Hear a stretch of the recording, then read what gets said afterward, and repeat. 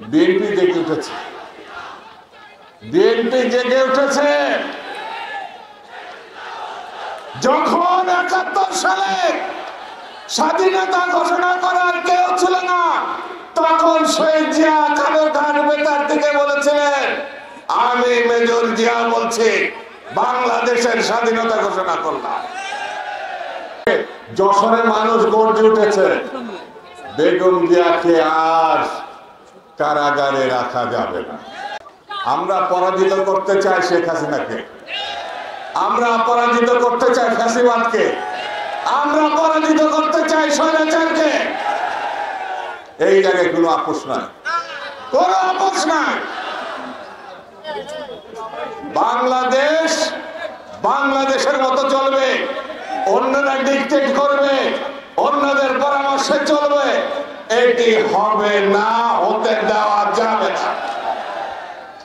ঠিক আছে তো? তাহলে এবারে মনটা শক্ত করেন, যে কোনো মুহূর্তে ঘোষণা আসবে। ধরেন কি সে বাংলাদেশের আগামী দিনের প্রধানমন্ত্রী, বুঝে শুনে কথা বলবে, বুঝে শুনে কথা বলবে। বললে না ধরে আনবেন।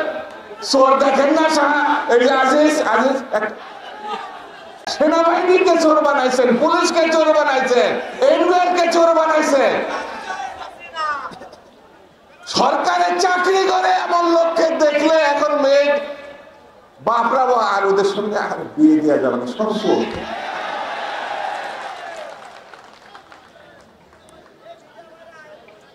তাহলে কথা এই থাকলো, যখন ডাক আছে নেমে পড়ব। স্লোগান ধরে, আমার সঙ্গে ধরে, মুক্তি মুক্তি মুক্তি চাই। বেগম জিয়া বেরোবে, গণতন্ত্র ফিরে আসবে।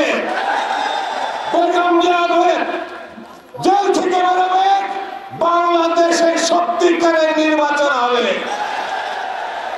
আওয়ামী লীগের খবর থাকবে না।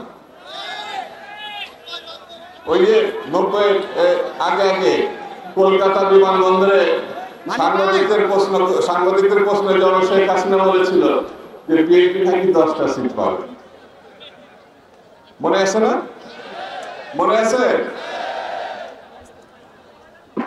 এবার যে নির্বাচন হবে, বেগম যে আসার পরে সত্যিকারের কেয়ারটেকার অধীনে 2টা সিট পায় কিনা আমার সন্দেহ আছে। দুইটা। এবার গোপালগঞ্জেও তিনি হেরে যাবেন, বাইরে তো কখনো যেতেন নাই। এবার গোপালগঞ্জেও তাকে আমরা পরাজিত করব। ঠিক আছে, ঠিক আছে, ঠিক আছে।